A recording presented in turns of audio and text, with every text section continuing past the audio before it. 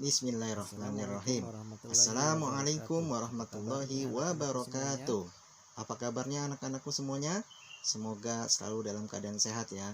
Kita akan lanjutkan pembelajaran kita di tema 7, subtema 2, PB 5 dan 6. Tapi sebelum mulai belajar, jangan lupa kita sama-sama berdoa dan jangan lupa untuk isi absennya.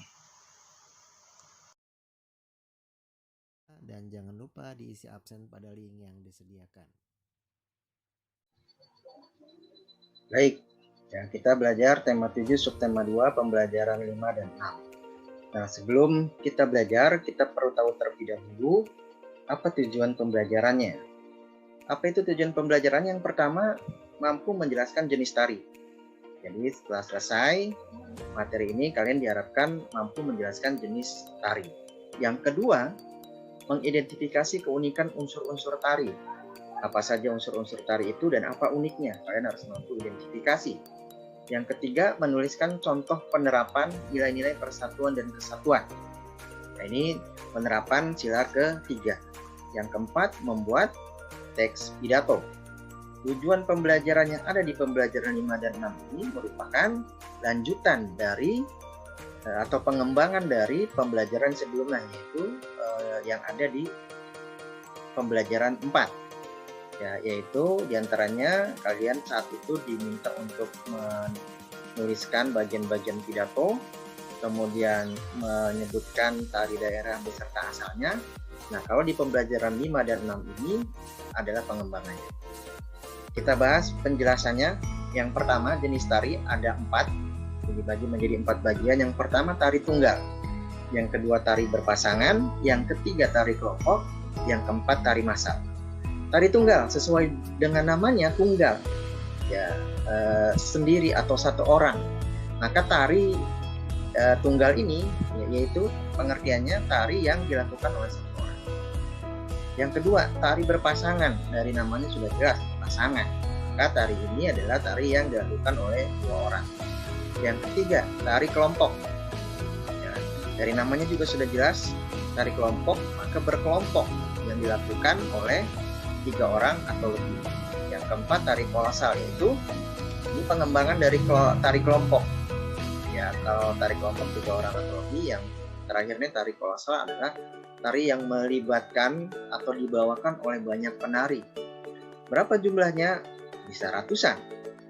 Ya, kalau kalian ingin lihat sebagai sebuah contoh di pembukaan kegiatan SEA Games misalkan, itu tarian melibatkan banyak orang, ratusan orang. Kita lanjutkan. Nah, ini ya contoh daripada tari tunggal. Nah, seperti yang tadi Pak Indra sampaikan, tari tunggal, tari yang dilakukan oleh satu orang. Ini kita lihat Gatotkaca ya sedang bersiap akan terbang menuju kemana entah gitu, tapi tari yang dilakukan oleh satu orang. Yang berikutnya, tari berpasangan 2 orang ya. Ini tari yang dilakukan oleh 2 orang dari pengertiannya yang tadi. Yang ketiga, tari kelompok. Ini tentu tari ini sudah tidak asing lagi buat kita semua yang berasal dari Aceh, yaitu tari saman. Ini dilakukan oleh 3 orang atau lebih. Nah, yang keempat yaitu tari kolosal. Sesuai dengan namanya tadi ya, kolosal atau pengertiannya melibatkan banyak penari, jumlahnya ratusan.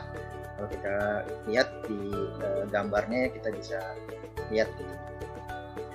Nah, selesai tujuan pembelajaran kita yang pertama, kita lanjut ke tujuan pembelajaran kita yang kedua, yaitu unsur tari. Ada yang pertama gerak, yang kedua musik atau iringan, yang ketiga tata rias dan busana, yang keempat properti. Apa itu gerak, apa itu musik, apa itu rias dan busana, juga properti? Nah, ini pengertiannya. Gerak adalah proses perubahan anggota tubuh dari satu posisi ke posisi yang lain. Sudah jelas ya, bergerak. Yang bergerak bisa pindah posisi atau diam, tapi mimik atau wajah yang bergerak ya, yang dilihat oleh penonton yang sedang menari, atau tangannya yang bergerak ya. Jadi pada intinya adalah bergerak. Itu unsur tari yang pertama. unsur tari yang kedua, musik atau iringan. Sudah jelas, jika seorang menari, maka ada iringannya. Ya, ada musiknya. Gunanya untuk apa? Gunanya untuk memperkuat ekspresi gerak tari dan membangkitkan imaji atau imajinasi pada penonton. Kita bisa bayangkan kalau orang nari tanpa musik, ya udah pasti dirasa akan ada yang kurang dari tarian tersebut. Next, yang berikutnya tata rias dan busana. Tata rias adalah membentuk atau melukis wajah agar sesuai dengan tema atau karakter tari yang dibawakan. Ya, jadi wajahnya tentu dirias sesuai dengan karakter tari yang dibawakan. Tata busana adalah segala perlengkapan yang dikenakan oleh penari, entah itu kostum. Ya, di gambar ini ada tata rias dan tata busana. Nah, yang berikutnya dari unsur tari yaitu properti, perlengkapan dalam tarian. Ini segala sesuatu yang digunakan oleh penari. Contoh misalkan di sini topeng, pada tari topeng. Kemudian ada piring, pada tari piring. Kemudian ada tari kuda lumping menggunakan kuda lumping. Nah, ini contoh properti atau perlengkapan dalam tari. Ya, jadi itulah unsur-unsur tari. Ada 4 yang Pendra bahas pada kesempatan kali ini. Ya, yang pertama yaitu unsur tari itu apa tadi? Gerak. Yang kedua musik atau iringan. Yang ketiga tata rias dan tata busana. Yang keempat properti. Nah, itulah unsur-unsur tari. Ya, baik. Sebelum kita lanjutkan pembelajaran kita, ya mari sama-sama kita sejenak, diam sejenak, kita fokuskan perhatian kita pada layar screen, ya kemudian kita perbaiki posisi kita karena kita akan sedikit bermain, ya supaya ada variasi dan kalian tidak bosan mengikuti pembelajaran pada kali ini. Ya, permainannya adalah apa itu? Oke, ikuti instruksi Pak Indra. Ya, yang pertama yaitu ya tubuh kalian, posisi kalian itu harus dalam posisi duduk. Ya, dalam posisi duduk. Yang kedua, pastikan wajah kalian terlihat oleh kamera. Yang ketiga, tegakkan tubuh kalian. Oke, kita siap memulai permainannya. Permainannya itu permainan senyum. Sudahkah kita memberikan senyum terbaik kita pada pagi hari ini? Sudah? Alhamdulillah kalau sudah.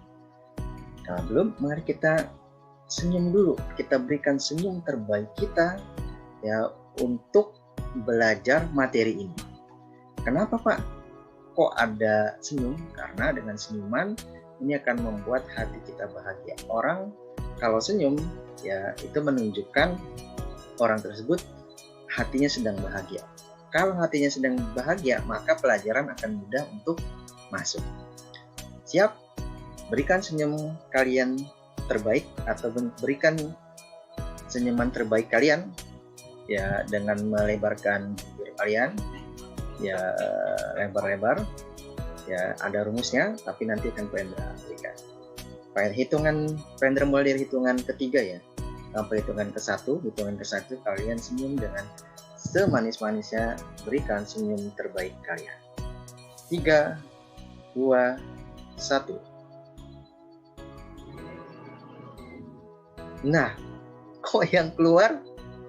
Selamat, kalian sudah memberikan senyuman terbaik kalian.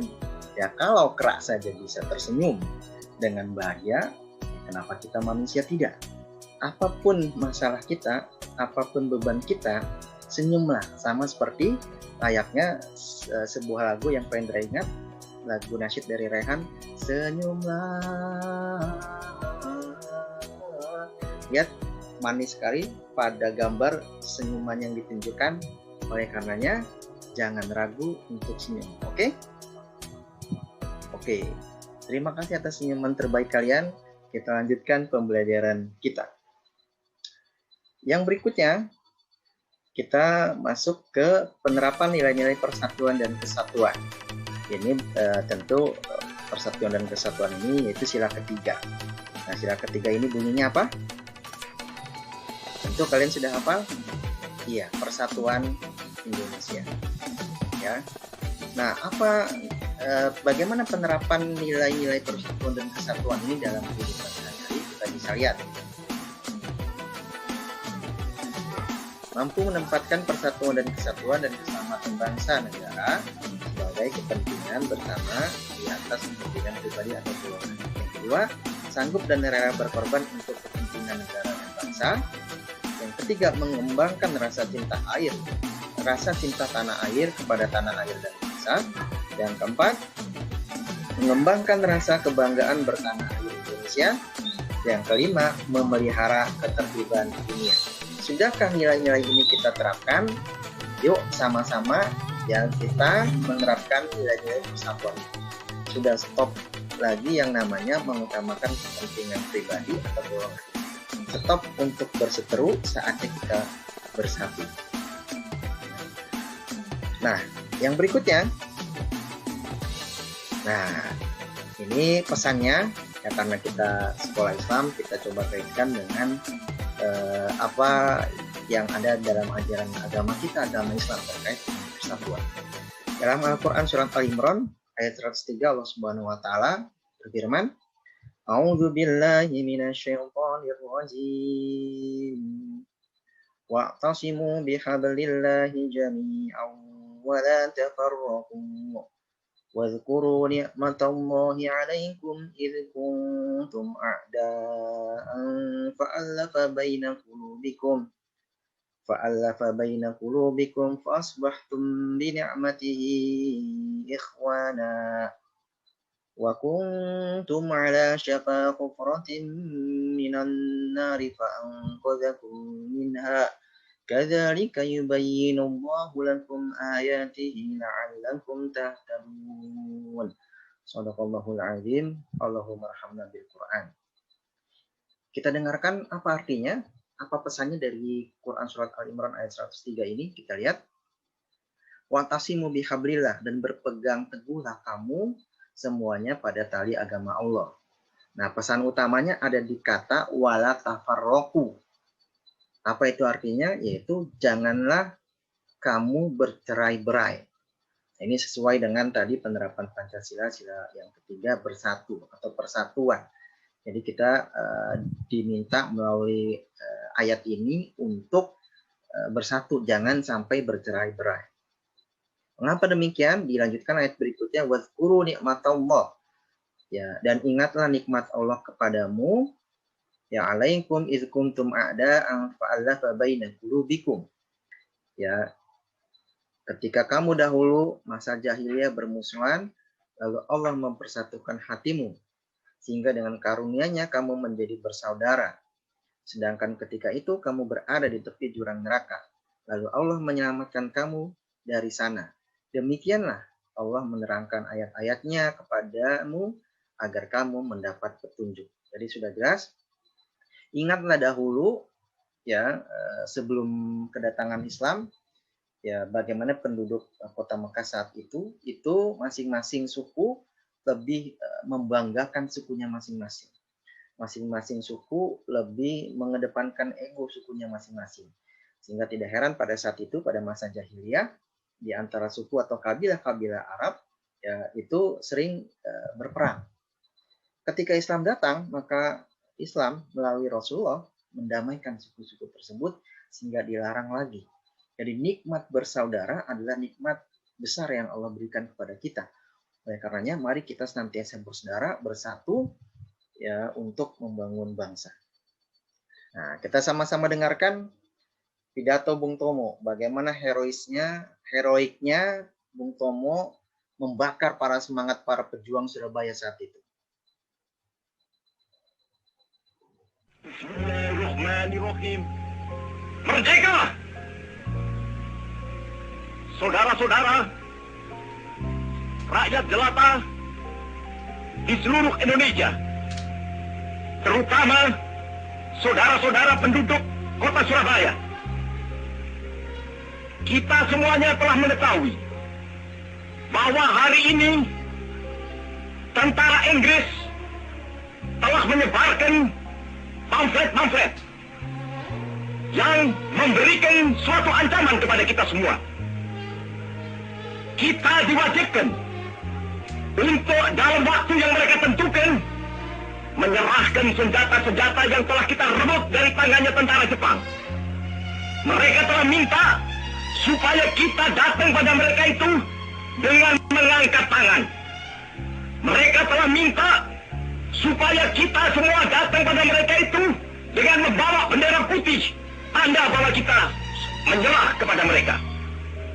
Saudara-saudara, di dalam pertempuran-pertempuran yang lampau, kita sekalian telah menunjukkan bahwa rakyat Indonesia di Surabaya, pemuda-pemuda yang berasal dari Maluku, pemuda-pemuda yang berasal dari Sulawesi, pemuda-pemuda yang berasal dari Pulau Bali, pemuda-pemuda yang berasal dari Kalimantan, pemuda-pemuda dari seluruh Sumatera, pemuda Aceh, pemuda Tapanuli, dan seluruh pemuda Indonesia yang ada di Surabaya ini, di dalam pasukan-pasukan mereka masing-masing, dengan pasukan-pasukan rakyat yang dibentuk di kampung-kampung, telah menunjukkan satu pertahanan yang tidak bisa dijebol, telah menunjukkan satu kekuatan sehingga mereka itu terjepit di mana-mana. Hanya karena taktik yang licik daripada mereka itu, saudara-saudara, dengan mendatangkan presiden dan pemimpin-pemimpin lainnya ke Surabaya ini, maka kita tunduk untuk memberhentikan pertempuran. Tetapi pada masa itu mereka telah memperkuat diri, dan setelah kuat, sekarang inilah keadaannya. Saudara-saudara, kita semuanya, kita bangsa Indonesia yang ada di Surabaya ini, akan menerima tantangan tentara Inggris itu. Dan kalau pimpinan tentara Inggris yang ada di Surabaya ingin mendengarkan jawaban rakyat Indonesia, ingin mendengarkan jawaban seluruh pemuda Indonesia yang ada di Surabaya ini, dengarkanlah ini, tentara Inggris. Ini jawaban kita. Ini jawaban rakyat Surabaya. Ini jawaban pemuda Indonesia kepada kau sekalian. Hei, tentara Inggris, kau mengendaki bahwa kita ini akan membawa bendera putih untuk takluk kepadamu. Kau menyuruh kita mengangkat tangan datang kepadamu. Kau menyuruh kita membawa senjata-senjata yang telah kita rampas dari tentara Jepang untuk diserahkan kepadamu. Tuntutan itu, walaupun kita tahu bahwa kau sekalian akan mengancam kita untuk menggempur kita dengan seluruh kekuatan yang ada, tetapi inilah jawaban kita. Selama banteng-banteng Indonesia masih mempunyai darah merah yang dapat membuat setarik kain putih, merah dan putih, maka selama itu tidak akan kita mau menyerah kepada siapapun juga. Saudara-saudara rakyat Surabaya, siaplah, keadaan genting. Tetapi saya peringatkan sekali lagi, jangan mulai menembak. Baru kalau kita ditembak, maka kita akan ganti menyerang mereka itu. Kita tunjukkan bahwa kita ini adalah benar-benar orang yang ingin merdeka. Dan untuk kita, saudara-saudara, lebih baik kita hancur daripada tidak merdeka. Sebelum kita tetap merdeka atau mati. Dan kita yakin, saudara-saudara, pada akhirnya pastilah kemenangan akan jatuh ke tangan kita. Sebab Allah selalu berada di pihak yang benar. Percayalah, saudara-saudara, Tuhan akan melindungi kita sekalian. Allahu Akbar, Allahu Akbar, Allahu Akbar. Merdeka! Baik, kita sudah dengarkan ya begitu heroiknya Bung Tomo berpidato. Pidatonya itu disiarkan ke seluruh radio yang ada di kota Surabaya, didengar oleh para pejuang. Nah, dari pidato tersebut ada hal yang menarik ya, dengan semangat gagah lantang ya, ditutup dengan kalimat apa? Ya, kalimat takbir. Allahu Akbar. Ya, ini menandakan bahwasannya para pejuang ya saat itu luar biasa, tidak terlepas dari yang namanya berharap kepada Allah Subhanahu wa taala. Dan ini juga menandakan bahwasannya republik ini berdiri, dibangun juga atas peran para ya tokoh-tokoh, ulama, santri, ya maka tidak heran kalimat-kalimat ya thayyibah, kalimat-kalimat yang baik diantaranya adalah kalimat takbir, Allahu Akbar, itu menggema. Dan yang menarik lagi terkait dengan pidato Bung Tomo ini ada kalimat merdeka atau mati.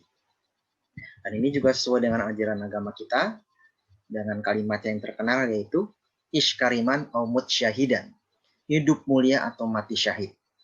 Nah, mudah-mudahan pidato Bung Tomo tersebut menginspirasi kita untuk senantiasa bersemangat mengisi hari-hari kemerdekaan ini. Ya, dahulu para berjuang untuk merebut kemerdekaan. Nah, sekarang kita sudah merdeka, mari kita isi kemerdekaan ini bersama-sama dengan kebaikan, membangun bangsa negara tercinta kita, Republik Indonesia. Baik, anak-anakku sekalian, kita akan berada pada akhir pembelajaran. Ya, jadi dari pembelajaran yang tadi sudah Pak Indra sampaikan, ya ada beberapa hal yang bisa tarik sebagai sebuah kesimpulan, yaitu yang pertama, jenis tari itu dibagi menjadi 4. Yang pertama itu tari tunggal, tari berpasangan, tari kelompok, dan tari kolosal. Yang kedua, unsur tari itu ada gerak, musik dan iringan, ada juga tata rias dan busana. Yang ketiga, properti. Ya, kemudian contoh penerapan nilai-nilai persatuan dan kesatuan yaitu sanggup dan rela berkorban untuk kepentingan bangsa dan negara. Sesuai dengan tujuan pembelajaran, ya maka inilah kesimpulannya. Nah, jadi tujuan pembelajaran yang keempat tadi itu tentang menulis pidato. Maka yang berikutnya yaitu ya, tugas yang harus kalian lakukan setelah pembelajaran ini selesai yaitu kalian diminta mengerjakan buku paket halaman 98. Yaitu menjawab pertanyaan dan membuat pidato. Ya, halaman 98 itu menjawab pertanyaan tentang tarian, sementara membuat pidato itu berkaitan dengan tema yang sudah ditentukan di tugas tersebut. Baik, ya itu pembelajaran kita pada kesempatan hari ini. Apa yang saya ucapkan terima kasih atas partisipasi kalian, terima kasih atas semangat kalian, terima kasih sudah mengikuti pembelajaran pada kali ini dengan baik, dengan semangat. Ya, insya Allah kita akan berjumpa kembali dengan pelajaran-pelajaran ya yang lain. Ya, insya Allah nanti berarti pertemuan berikutnya kita akan memasuki tema 7 subtema 3. Baik, Pak Indra akhiri pembelajaran ini dengan sebuah quotes yang menarik ya, tapi mohon jangan dianggap serius karena ini quotes-nya berkaitan dengan joke tapi pesannya mendalam, berkaitan dengan candaan tapi pesannya mendalam. Apa quotes-nya? Belajarlah dari bulu ketiak atau bulu tetek, walaupun selalu terhimpit tapi tetap tegar, bertahan dan tetap tumbuh. Yang bulu ketiak terhimpit oleh tangan kita dan dada kita, tapi dia tetap tegar, bertahan dan tetap tumbuh, tetap panjang. Begitupun dengan kita, walaupun terhimpit berbagai macam persoalan ya saat ini, ya tetapi kita mampu untuk bertahan. Terhimpit dengan kesulitan mungkin sarana pembelajaran karena belajar menggunakan alat, menggunakan juga kuota. Ya, kemudian kesulitan karena kita tidak bisa bermain, bercanda bersama teman-teman di sekolah. Ya, tetapi kita tetap bertahan, kita tetap sabar. Dalam Islam ada konsep ya isbiru wasobir, bersabarlah dan kuatkanlah sabar. Ya, dengan kita bersabar, mudah-mudahan Allah memberikan kita kemenangan dan tetap tumbuh. Setelah pandemi ini selesai, kita menjadi lebih baik, bisa mengambil hikmahnya, bisa menjadi pribadi-pribadi yang berprestasi. Insya Allah itu saja dari Pak Indra. Sekali lagi terima kasih Pak Indra akhiri sama-sama ya, dengan kita sama-sama juga membaca doa penutup belajar kita sama-sama membaca doa. Alhamdulillahirabbil alamin. Subhanakallahumma wa bihamdika asyhadu an la ilaha illa anta astaghfiruka wa atubu ilaik. Sekian dari Pak Indra. Terima kasih. Billahi taufiq wal hidayah. Wassalamualaikum. Mohon maaf kalau ada salah-salah kata. Assalamualaikum warahmatullahi wabarakatuh.